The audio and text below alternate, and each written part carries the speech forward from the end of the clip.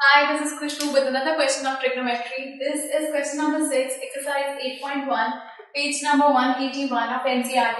If angle A and angle B are acute angles such that cos A is equal to cos B, then show that angle A is equal to angle B.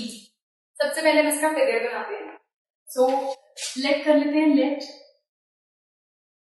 two right angle triangles B, triangle ACR and triangle PBQ. So एक triangle हमारे पास ये है, एक triangle ये है, ये right angle है. Angle A angle B दोनों का हमें इक्वल प्रूफ करना है.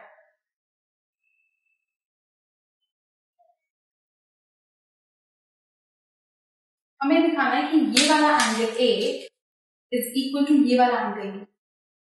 तो इन दोनों ट्रायंगल्स को मैं सिमिलर कर दूं तो हम कह सकते हैं कि यार ये वाला एंगल इज इक्वल टू ये वाला angle.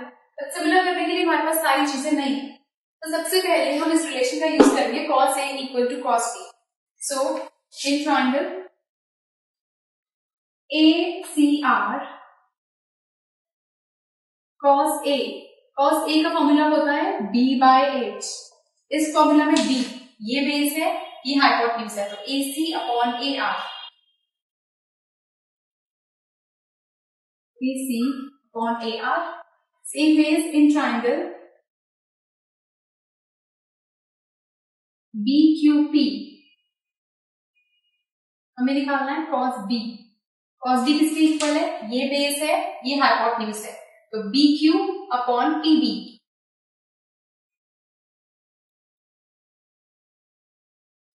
So cos A cos B के इक्वल दिया हुआ है.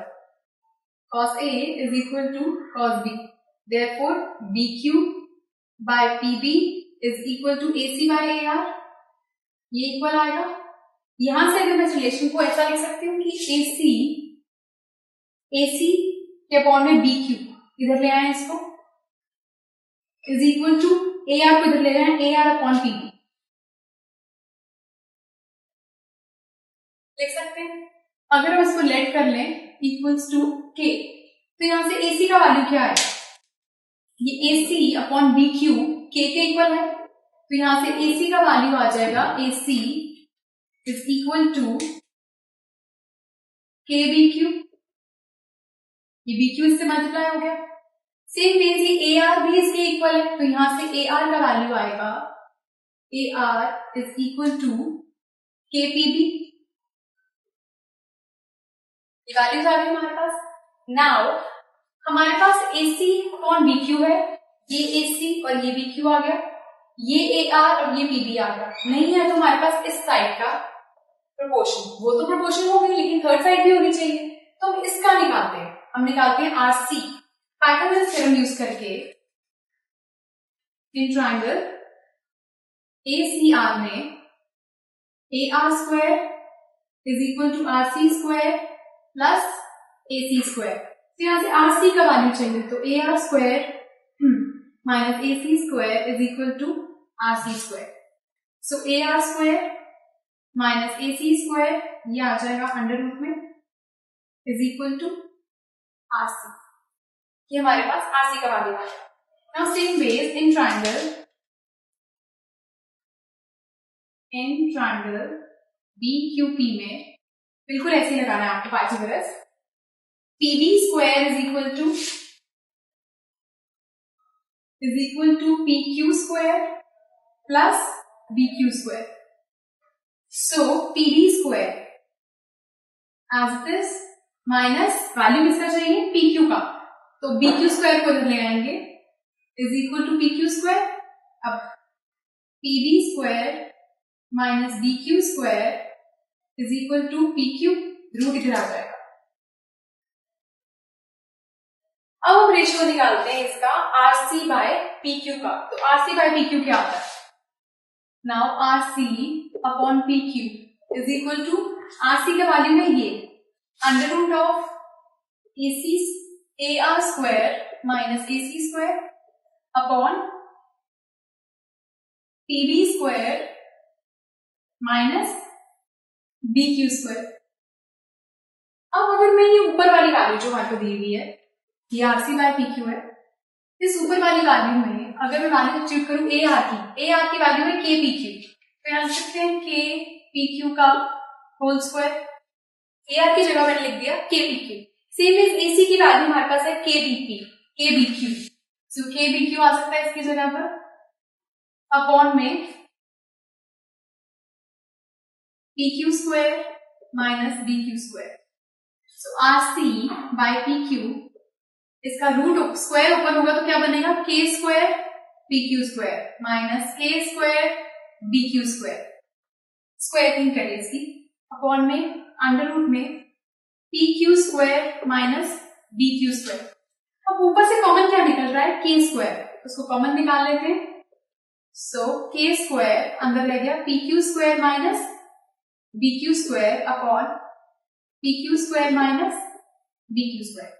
अब K स्क्वायर के ऊपर ये रूट भी है और ये रूट इसके लिए भी है, तो K स्क्वायर के ऊपर भी रूट है, उसके लिए भी है, दैट मीन्स K स्क्वायर का स्क्वायर से रूट कैंसिल हो जाएगा, तो बचेगा K और वो अंडर रूट में रह जाएगा PQ square minus BQ square. एक बात आप ध्यान रखना, अगर इस पूरे ब्रैकेट के ऊपर होल स्क्वायर होता तो ये स्क्वायर से रूट कैंसिल हो जाता, लेकिन ये रूट इंडिविजुअल रूट पर है तो हम इसे कैंसिल नहीं कर सकते।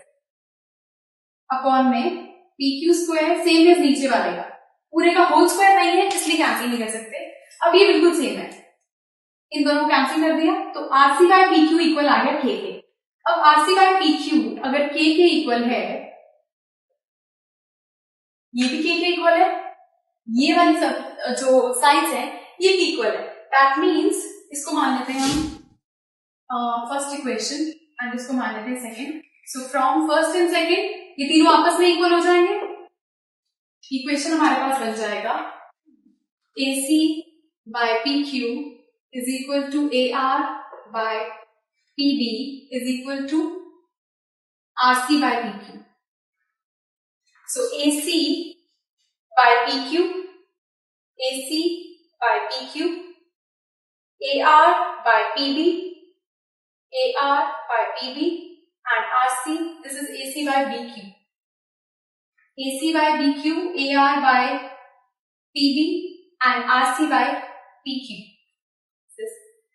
PQ, हमारे पास ये रेशियो आ गया। अब जब ये रेशियो इक्वल है, therefore triangle ACR is similar to triangle BQP by S similarity से ट्राइंगल सिमिलर हो गया।